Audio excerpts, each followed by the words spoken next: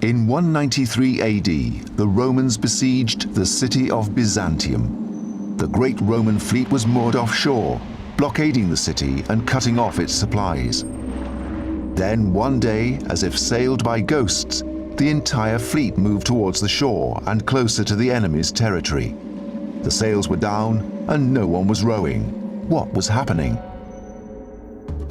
In 190 AD, the Roman Empire was at its peak. It occupied over 1.5 million square miles from the Atlantic to the deserts of Arabia.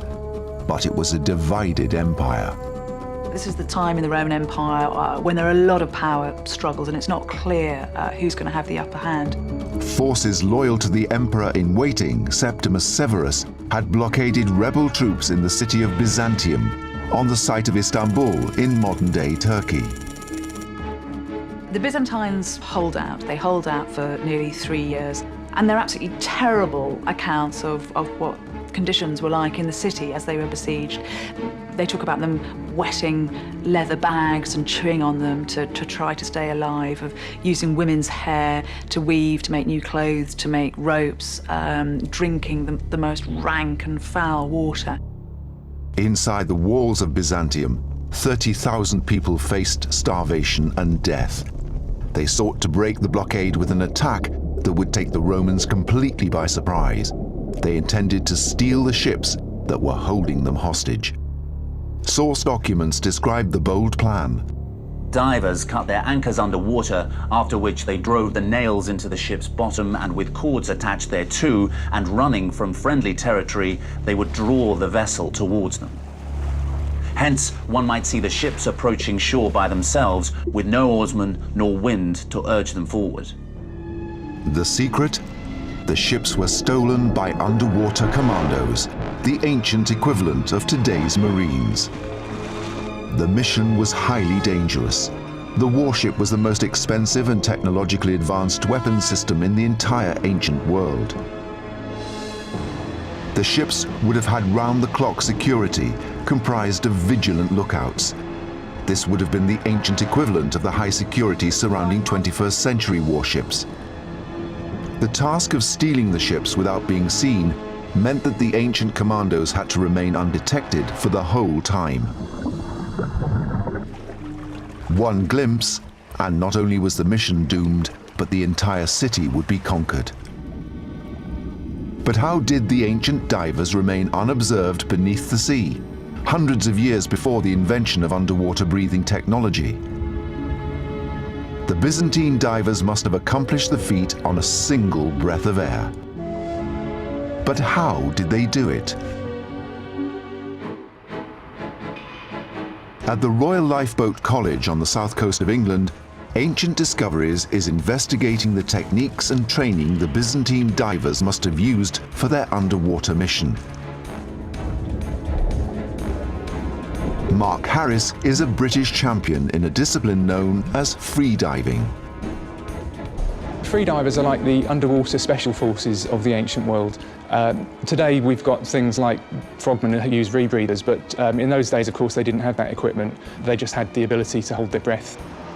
The advantage of having a freediver unit within a navy would really be the invisibility factor of being able to swim distances underwater and not be seen from the surface. A 6-foot section of a replica Roman hull has been rigged to a scaffold and lowered into a tank. Mark will test how long he can remain underwater on a single lungful of air. He will also assess how much work he can get done using only Byzantine underwater tools and a weight. This device is called a scandalopetra and was used by the ancient freedivers to descend and provided them with the negative buoyancy that they needed to get there. Mark will have to combine his freediving skills with those of a military frogman. He must cut loose the ship's anchor and attach a rope to the Roman hull. I think my most challenging task actually is going to be trying to attach this plate onto the side of the hull. The hulls of ships are built to be as smooth as possible to allow them to glide drag-free through the ocean. The ancient commandos would have had to attach a plate to the hull before even attempting to tie on the ropes. I've got 4 nails to drive in, and I think that's going to be quite a tricky job to do. I think with the frogmen, the chances are that they knew that they were putting themselves in a very dangerous situation, and I think there would have been a very high mortality rate. In doing their tasks, they would certainly have been expending a lot of oxygen and had a very high chance of not making it back to the surface. The test is a first. Mark briefs his safety and rescue team. Can I have everyone's attention, please? There is a risk of me having a hypoxic blackout. Now, if that happens, what I need you to do is to get me to the surface as quickly as possible. Grab me from underneath like so, and then secure my chin and hold the back of my neck, and then just bring me right up to the surface. If I'm not conscious within 30 seconds, then we'll ask this Dave here to get involved, and he'll know what to do at that stage. Mark must first prepare his body for the dive with breathing exercises. Really, when I'm breathing up, the main thing is that I'm just oxygenating my blood cells, I'm lowering my heart rate, and I'm getting something else called the mammalian dive reflex. Mark is optimizing the amount of oxygenated red blood cells in his body. It's likely that the ancient divers of Byzantium may have conditioned their bodies in exactly the same way. Blood that's in your arms and legs gets channeled into the core of your body, and also my spleen will start to release more blood cells as well, so I get a good circulation of blood going between my lungs, heart and brain, which is where it's all needed.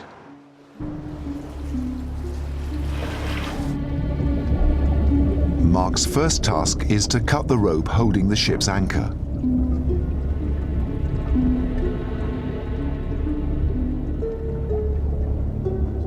After 30 seconds below, he's ready for his main challenge, attaching the plate that will hold the rope. To replicate the ancient diver's experience, Mark must continue the next stage using the same breath. Without exertion, Mark can hold his breath underwater for over 6 minutes. But physical effort generates carbon dioxide in the bloodstream, and this could reduce the time he can hold his breath by over half. He has now been underwater for 2.5 minutes, pushing his respiratory system to the limit and creating the risk of a shallow water blackout. By now, the ancient diver's lungs would have been extremely painful, yet they needed to continue work, as coming to the surface would have risked being spotted. There are a lot of dangers associated with free diving, and the most significant is that of shallow water blackout, which occurs usually as the free diver is ascending to the surface. Now, on the way up, the lungs expand because as gases have less pressure exerted upon them, they occupy more space. Now, this has the effect of drawing out the remaining oxygen in the tissues into the lungs, and it is the loss of oxygen, or hypoxia, that causes the loss of consciousness. And there usually is no warning of this. After 4.5 minutes underwater, the anchor cable is cut, the plate is in place, and Mark has successfully attached the rope. A dozen divers could have attached 12 ropes on a single undetected breath. This would have been enough for the men on shore to pull the ships towards the land. Mission accomplished. Yes, that was definitely successful. I think it opened my eyes really to what the ancient frogmen would have been doing. Amazingly, holding one's breath for 4.5 minutes while performing physical exercise is 4 times longer than the average person can hold their breath while sitting still. By using this ingenious method, the Byzantines captured a significant number of Roman warships. But even this could not save their city. They had to leave the protective shelter of their city and seek food, and it was then that the Romans attacked and slaughtered them. The Romans captured the city and razed it to the ground. Byzantium was rebuilt by Rome, and it would again become the capital of the Roman Empire when Constantine converted to Christianity, and its name got changed to Constantinople, and it still stands today as Istanbul, that city that sits on the brink between East and West. In every era, special forces are called upon to fight in extreme situations. Andrew Lambert and Richard Windley are investigating a device that was made for another extreme terrain, the jungles of Southeast Asia. This specialist weapon saved an entire empire from total destruction. The jungle can be cramped and claustrophobic, There's no room to maneuver heavy infantry or large assault weapons through dense undergrowth and around massive tree trunks. Jungle warfare calls for stealth, silence, special weapons, and forces. You need special training, you need special equipment, you need special experience to fight effectively in the jungle. There is limited evidence from ancient Asia of a mysterious jungle superweapon, one that would allow special forces to operate in silence in the dense tropical undergrowth. Between the 9th and 15th centuries, the Khmer Empire ruled over great swathes of Southeast Asia. And its capital, Angkor, the largest city of the ancient world, covered 1,150 square miles, roughly the size of present-day Los Angeles. It was an ancient superpower. But in the 12th century, the Khmer Empire was nearly destroyed. A small rival kingdom, the Champa from present-day Vietnam, was growing in strength. Armed by the technologically advanced Chinese to the north, they marched into Khmer territory. A simple bow, as used on the back of their attack elephants, only had an effective range of 50 feet. But this was perfect when fired from a fast-moving elephant at a height of 15 feet. But jungle forces operating hundreds of years ago needed a weapon that could be carried and deployed in thick undergrowth, brought up silently into a firing position, and fired at a much greater range and with much more power than the simple bow. The ancient jungle elite forces' superweapon was the double crossbow. Ancient Discoveries is investigating how this weapon became the key to how two superpowers fought to dominate a 500-year-old world order. Leading model maker Richard Windley has reconstructed this ancient weapon. So Richard, what we got here, it looks like two bows back to front. The idea is we can get a much longer draw with shorter bows so that these things can be useful in confined spaces in jungle warfare. On covert missions, the elite forces needed range to shoot at the enemy from a distance. To get range, they needed a more powerful bow. The way to make a bow more powerful is to make it bigger.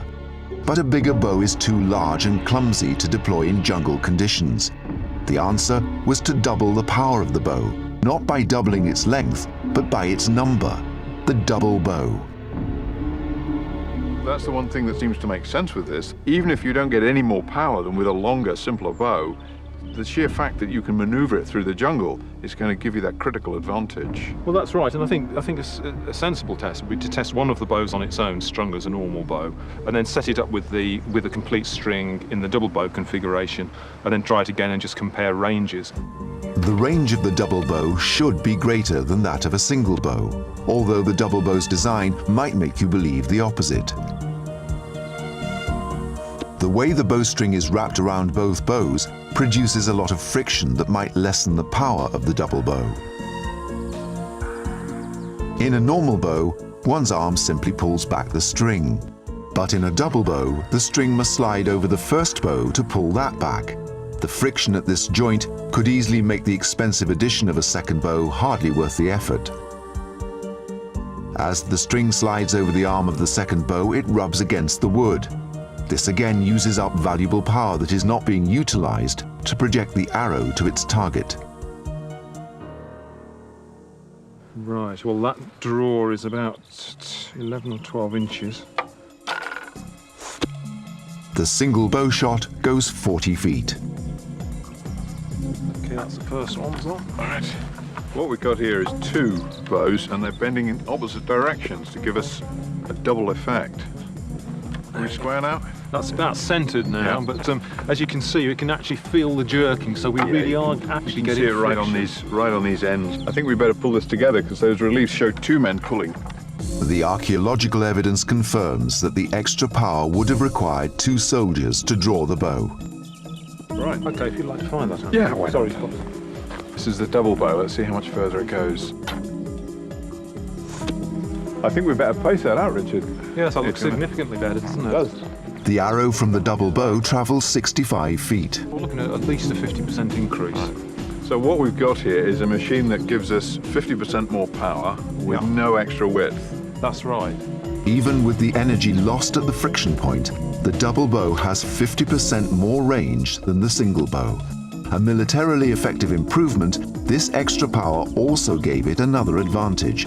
The only problem we've got, of course, in a jungle, you're going to lose performance because you're firing through trees, you're firing through leaves. So what we really need to do, I think, is to look at just how well this works in a jungle situation. The dense foliage that the Khmer and Champa were fighting in produced obstacles between the weapon and the target, barriers that could slow down the arrow and render it less effective. To recreate these conditions, Richard and Andrew have set up a series of targets 3 feet apart, an approximation of the gap between leaves and branches in a Southeast Asian jungle. Real leaves and branches are of varying thicknesses, but Richard and Andrew are using thick paper for the test because it has a uniform thickness. In this way, they can collect accurate scientific and measurable comparative data about the arrow's penetration.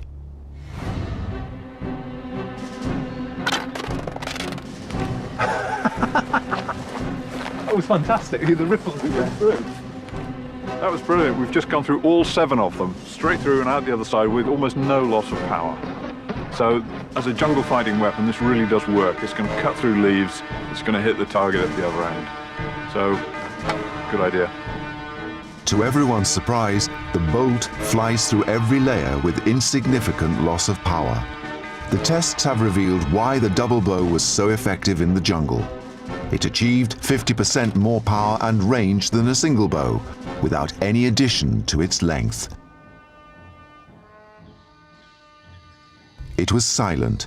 It could punch through leaves, and it could send its deadly arrow into a distant enemy target in a similar way to modern elite snipers operating in jungles today.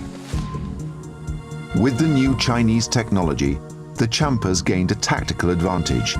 They fought all the way into the Khmer capital and killed their king. But the mystery deepens. In spite of this elite weapon, we know the Khmer Empire defeated the Champa uprisings and thrived for another 200 years. Did the double bow have a beatable weakness, a mechanical flaw? The Khmer are one of the more intangible, tantalizing mysteries of history. This is a people who haven't left us any great written record. They've left us visuals, they've left us some enormous temple buildings with elaborate carved images on. These ancient temple reliefs at Angkor Thom depict the Khmer and Champa forces going into battle. They hold the secret. And on those temple stelae, we see some very interesting things. They changed their weapons technology during the building of the temples, during the war. And one of the things they introduce is a double bow. This suggests that the Khmer beat the Champa with their own weapon. What we know is that the Chinese sent this technology to the Champa, but Champa deserters carried it to the Khmer. And the Khmer then made a point of celebrating this technology on their temple walls and celebrating the fact that it was Champa deserters who'd brought it over. The Khmer obtained enemy technology and turned it against the Champa, and so saved their empire. A short distance across the ocean from Cambodia lies the island nation of Japan. In the 13th century AD, Japanese military engineers also used an amazing piece of weapons technology to save their nation from annihilation. A weapon that is still famous today for being the sharpest and most deadly blade ever made, the fabled samurai sword. Even with all the technology that we have and all the machinery, we cannot make a sword like it was made many centuries ago. The sword was made with ingenuity and incredible craftsmanship. In 1281, the great Mongol leader Kublai Khan sent a force from China of 4,000 ships and 200,000 men to invade Japan. The largest fleets ever put together in the medieval world were those that Kublai Khan produced for his invasions of Japan in 1274 and 1281. This was probably the largest naval flotilla ever assembled prior to D-Day.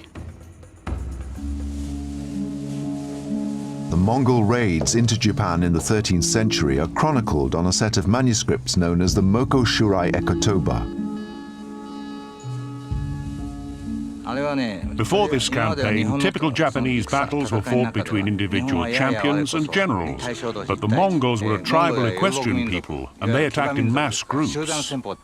Up until this point, simple Japanese swords had been made of a single piece of iron hammered into a sharp blade. There was a trade-off between hard and sharp blades made of steel that could cut through Mongol armor but broke easily, and softer, more flexible blades made of iron. Although the iron blades did not break as often, they could not penetrate the stiff lacquered leather protection worn by the Mongols. The Japanese desperately needed a new technology, a special weapon that would complement the samurai reputation of being an elite special force. The nation stood on the brink of disaster. And that was about the time when the first true swordsmith found a way to make a sword that could be very strong to cut through, but soft and flexible and fast at the same time. And that person was called Masamune. Masamune created the hardest, toughest, and sharpest swords the world has ever seen. Faye is one of the highest-ranking female martial artists and swordswomen in the world. She is an advanced practitioner of Aido, the art of drawing the sword, and Tamashigiri, the art of cutting with it.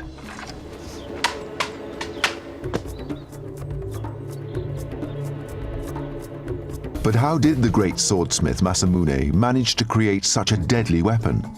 His genius was in combining the properties of hard and sharp with tough and flexible. The fabulous thing about Japanese swords is the way in which they combine iron and steel together.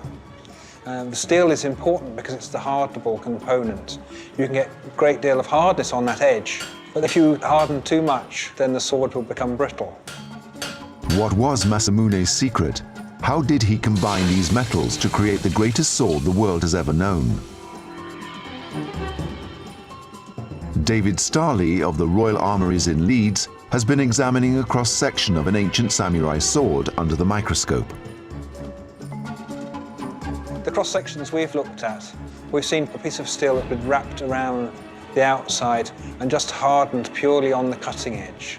The sword has clearly been quenched very effectively to give hardnesses equivalent to a modern razor. The iron is impossible to over-harden, therefore the blade remains tough, as well as having the hard cutting edge. The secret was in the tempering, heating a metal and then cooling it. Tempering defines whether ferrous metal becomes iron or steel. Blades were covered with a lost secret formula of clays and charcoals of differing thicknesses, thinner at the sharp end and thicker at the spine. The clay coating acted as an insulator, so that the heating and cooling rate changed along the length of the blade. By doing this and hammering out any air bubbles that could weaken the metal, swordsmiths could actually create the two different metals with their different properties in the same blade. It was this stroke of genius that created the incredible samurai sword, the elite special weapon that allowed the samurai to repel the Mongol invaders. The sword would go on to define their status as an elite force for the next 300 years and became the most legendary and deadly sword in the history of warfare. But the secrets of some ancient weapons can remain a mystery, even today. In ancient Rome, there's evidence that the army used dogs in war. But what was their training and how were they deployed? Ancient Discoveries is investigating the secrets of how elite Roman units might have unleashed their dogs of war.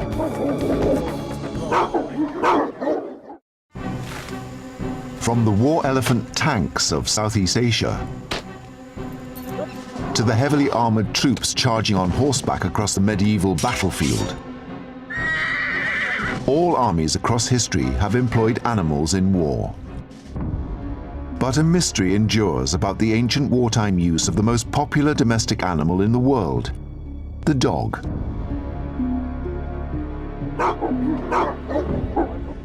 The canine tooth of a fully grown Mastiff can reach up to 2 inches long. It's one of the oldest breeds of dog in the world, weighing up to 60 pounds. This makes such a dog an ideal special forces weapon.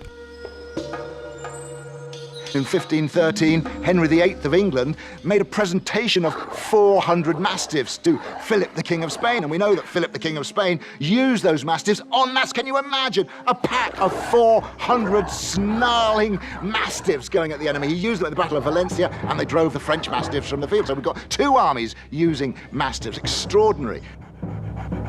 But what of the Roman dog units? One of the most frustrating things about trying to look at dogs in the Roman military is the Romans just haven't written enough down for us. And the Romans, they write everything down. We know so many details about life in the Roman army, but not much about how they used dogs. We know they did use dogs, there's reference to dogs, and there are certainly images of dogs, and there are images of dogs in battle, but they don't tell us how. But on the column of Marcus Aurelius in Rome, there are clues as to how the Romans used military dogs. Marcus Aurelius was one of Rome's greatest emperors. He won several military campaigns against the barbarian tribes on Rome's northern borders, but was also a great philosopher whose writings are still studied today. He ruled between 161 and 180 AD. The column was commissioned to celebrate his achievements. There is one scene from the Marcus Aurelius column of this, emperor, which shows 2 dogs together near military figures, including the emperor and so on.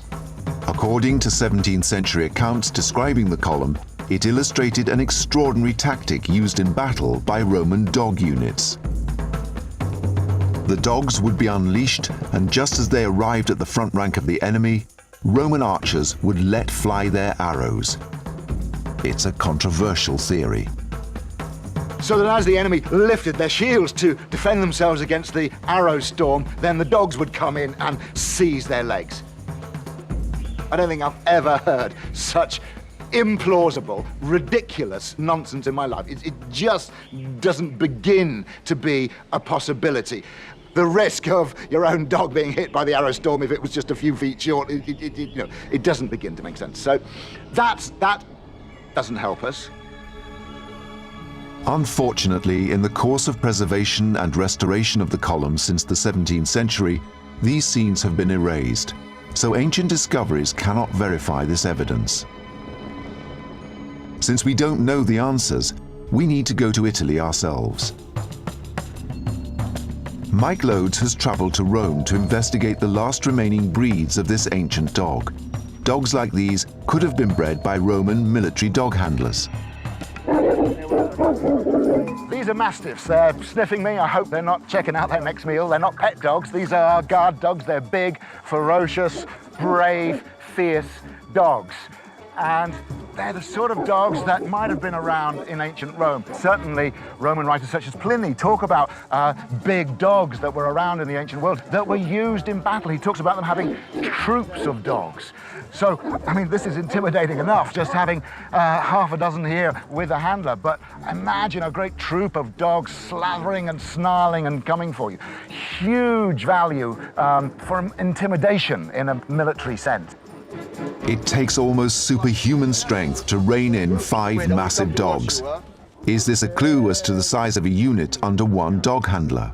This is an extraordinary feeling. They've just given me these 5 Mastiffs to hold, which I think can pretty much do as they like, and they pretty much are doing as they like. But I think a trained handler, probably with a big stick, because the Romans weren't terribly friendly to their animals, could probably take 4 or 5 on a leash like this and go in. So they're not taking them as one. I see this as a handler going in with a whole fistful of Mastiffs to intimidate and take out the enemy. The investigation suggests that if they did, it might have been beasts like these, in groups of up to 5 with a single handler. Rome must have used them more than Rome is letting on to us. But the way they were used remains a tantalizing mystery. Somehow, somewhere, for some reason, Rome is keeping a secret. I'm sure one day we will unearth some new bit of evidence. We just need one more clue to tell us what did the dog do for Rome. As yet, there is no archaeological evidence about canine special forces.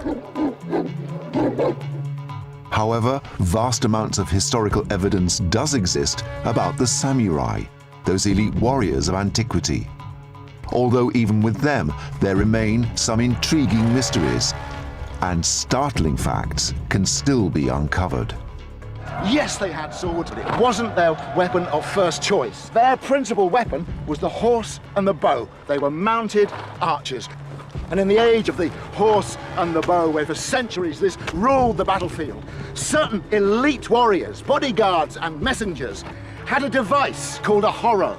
It was a special kind of flag, and allegedly it could stop arrows. Ancient Discoveries is investigating this implausible protective device.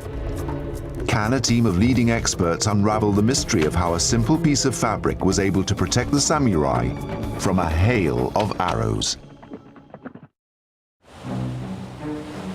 Often outnumbered, relying on surprise and speed, special forces depend on superior equipment to carry out and survive their mission. In the ancient world, it was no different. Elite warriors wore the best protection they could afford. Perhaps the most extraordinary is what appears to be nothing more than a silk bedsheet. It's known as the Horo. It's shown in illustrations in the many ancient texts that chronicle the clan wars that ravaged Japan through the Middle Ages. At the beginning of the 12th century, the Minamoto and Taira families struggled to dominate Japan. Over 5 years, they clashed in a series of battles known as the Genpei Wars. A screen depicting the Battle of Ichinotani shows some Minamoto samurai wearing the Horo.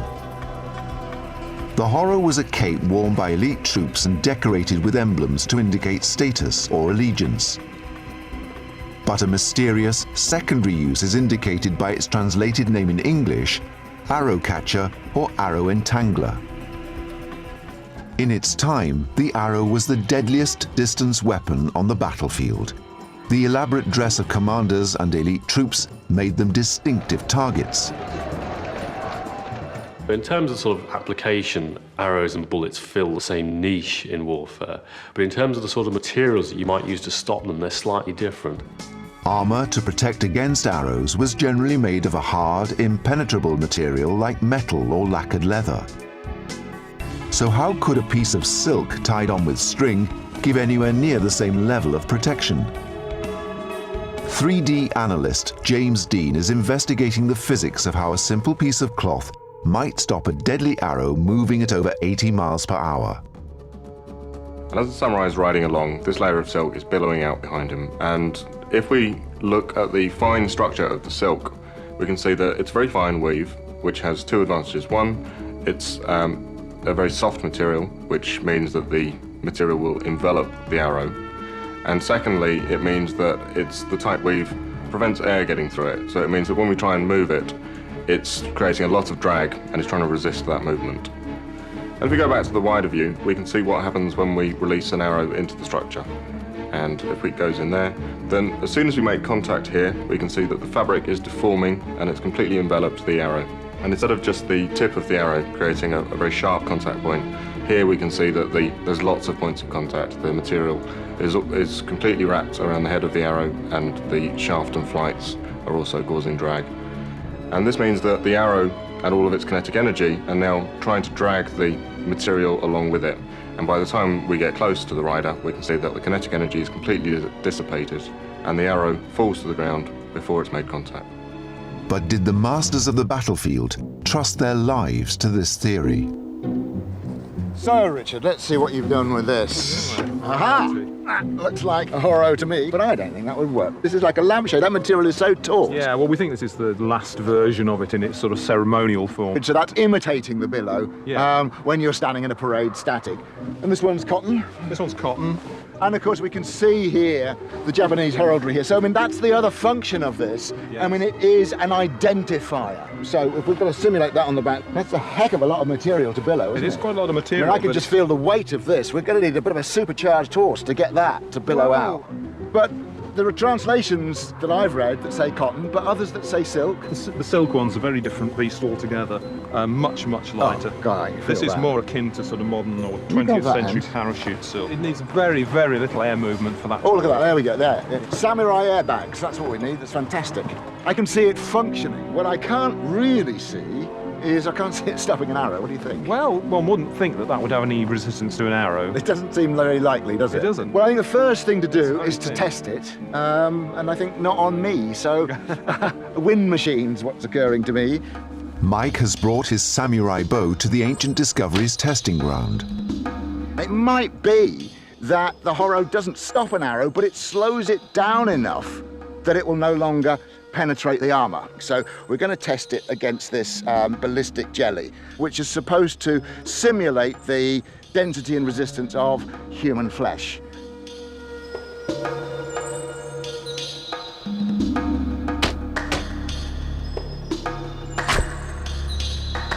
Look at this, that really does seem to have gone in quite, oh, look at that, really quite a long way. So that's a killing wound. Let's see if the Horo will save my life. Silk is a famously light and strong material, but can it stop an arrow flying at 80 miles per hour?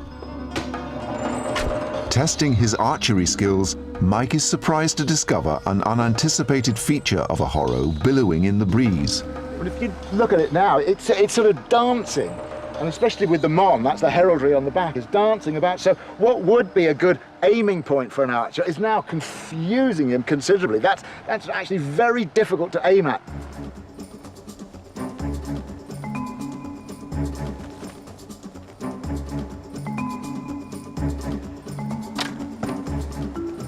That's amazing! You can see it's worked. Look. This is completely unbelievably And what would you fantastic. call that? You call it entangled? I would call it entangled, but also a stop. Yeah, I mean, it completely exceeded my expectations. I'd say the point's still gone through, but I mean, it's the shaft. It's stopped the shaft. It's extraordinary. It's genuinely surprising. It really is, isn't it? See, that's a sort of an armor-piercing little, you know, narrow bodkin-y type arrow, because he would be wearing armor. The next test is to try a big broadhead, a cutting head. Maybe the broadhead will cut the silk. Pretty good, I think. Look at that. It's done what I predicted. It has cut through the silk. But then once it was in the silk, the weight of the shaft just dropped that silk down. Yes, that's right. So it came through, it used all its energy by then, and then it just dropped down. And these guys are going to be partially armoured anyway, aren't they? Exactly. We just want to resist the fatal penetration of armour. An ancient warrior fleeing for his life would have been lucky to have had only one arrow to contend with. Mike and Richard are building up a picture of how the Horo would have protected a rider from numerous arrows fired from various angles and ranges. It's been both fascinating and frustrating at the same time. It was slowing them down. I mean, sometimes it was even just punching them out, like as if it was a trampoline. And yet there were others that did get through, and they went right through, completely defeated it, and hit this with a great smack. The Horo in Mike and Richard's test successfully deflected 70% of the arrows fired at it. Mike feels this is an acceptable success rate for such a light and mobile protection, and good enough for him to test it in person. He will replicate the experience of a samurai warrior 700 years ago, on horseback, being chased by a cavalry archer. It's going to be interesting. I've never heard of anyone ever trying this experiment before. It may work, it may not. It's a piece of material. It should, to me, the arrow should defeat it. But the Japanese had it for a long time. That gives an idea it has an effect.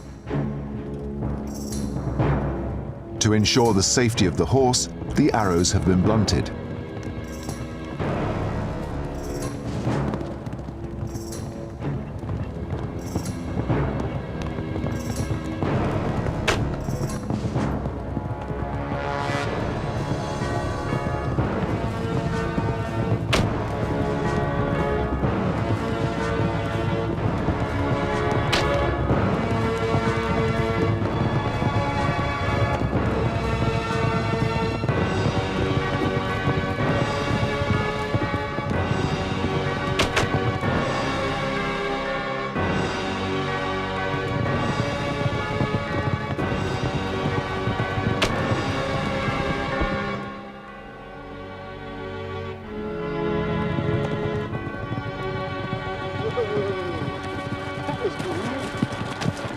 was great. Good shot, good shooting. So we've established the principle works. We've tested it on the wind machine. We can see that unless it's at extreme close range, it works. And now we've tested it on horseback, and I could feel it. I could hear it pop. I could sense it was saving me. I could feel it working. So I would feel quite secure with that, although, as you say, it's a big target, which is slightly counterintuitive for something that's to protect you. It's actually announcing this great target, but that's so much in Japanese culture. But I mean, they would wear banners and standards on their backs, so they were really big into announcing who they were, and this does that. Yeah. But the important thing is, we've found a principle that works. The samurai were equipped with superlative weapons and ingenious protection. They were trained in mind and body. They were daring and courageous. They were the special forces of their day. The combat divers of Byzantium, the jungle archers of the Khmer, the war dogs of Rome, and the samurai of Japan were the titans of elite warfare. Operating in small, close-knit, highly trained units, their effectiveness was out of proportion to their numbers. Ancient discoveries has revealed how the special forces of the ancient world, like their modern-day counterparts, depended on exhaustive training, both mental and physical, and equipment that tested the limits of both ingenuity and craftsmanship.